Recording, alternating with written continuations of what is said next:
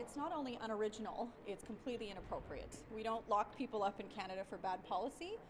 We vote them out, and that's how we speak when we talk about our democracy. So look, it was completely inappropriate and unoriginal, obviously. We heard it in the US. And it's just, you know, I don't know what to say. People acting like idiots. It's not a good idea. And look, if you don't like someone's policy, just vote them out. That is how we live in a democracy. Obviously, people are free to protest, but they're also free to go out and vote and speak about the policies themselves. Should Chris Alexander have stopped it? You know, I don't know the details of that. I'm assuming anybody who's held public office would think that this is inappropriate, and I'm sure he probably said that as well. Well, I think it's you know, what we're talking about is trying to get more women into politics, and when we have a leader or a contestant to become a leader inciting violence towards elected officials, in fact, it perpetuates the kinds of problems that we've been talking about now for the last several weeks. I mean, here we have you know, we have someone who's you know, vying to become a leader of a party that has a considerable standing and is, you know, not taking steps to actually condemn behavior that's quite violent in its nature and isn't an example of our democracy. How is lock her up chant? How is that chant violent?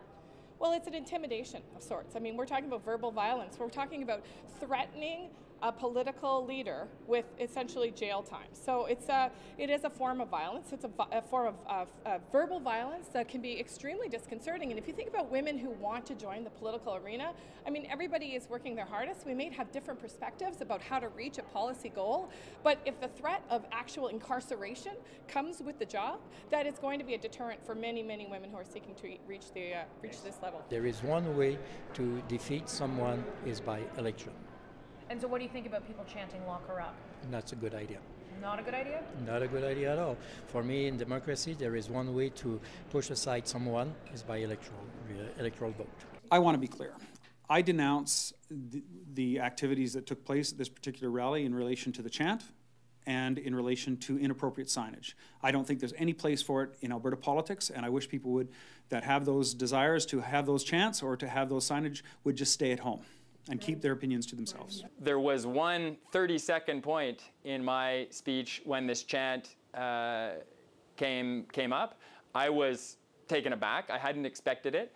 I was actually mortified because I don't think it's the kind of call we should be making in Canada. It became notorious, infamous in the US campaign, and I think we can do better here. And so my effort on that stage was to get people to talk about voting her out, in this case Rachel Notley, and then to refer very forcefully to the power of the ballot box.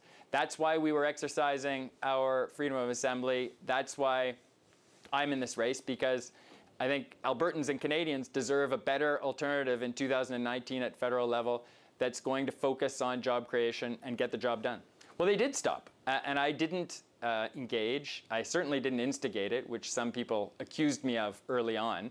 And so those misunderstandings, I think, have fed this story. I've been very clear from that moment onwards. I don't think that's the right call to make. I don't think there's space in Canada for illegal, anti-constitutional, threatening behavior or slogans. And my campaign has reflected that and always will. I've been talking about how we're not Trump, we're not Trudeau, we are Canada, and we are Canada's Conservatives, and we can do better for the economy. At the same time, we need to understand, those of us who live in Ontario and other parts of the country, that there is anger out there. There is frustration out there, and the frustration is generated by the job losses, and then it's generated by policies that are reluctant to build pipelines or insisting on carbon taxes that are only going to make us less competitive and take oil jobs elsewhere. That is where this anger comes from. I, at no point, joined in or supported what was being said at that time. I hesitated because I was taken aback and I was trying to think of the best way forward. My first words were, vote her out.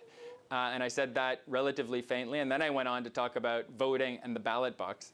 But at the same time, it's not my job as a politician to tell Albertans who've lost their jobs, who've lost everything, who are worried they won't be going back to work anytime soon, how to feel or what to say. I disapprove of that chant, but I take those sentiments very seriously, and I take my job as a political leader seriously, we have to come up with solutions that will prevent the anger from getting worse. Prime Minister Trudeau himself said that there's anger in the country, we need to listen to it. That's what I was doing in front of the people who are angry in Alberta, in Edmonton on Saturday.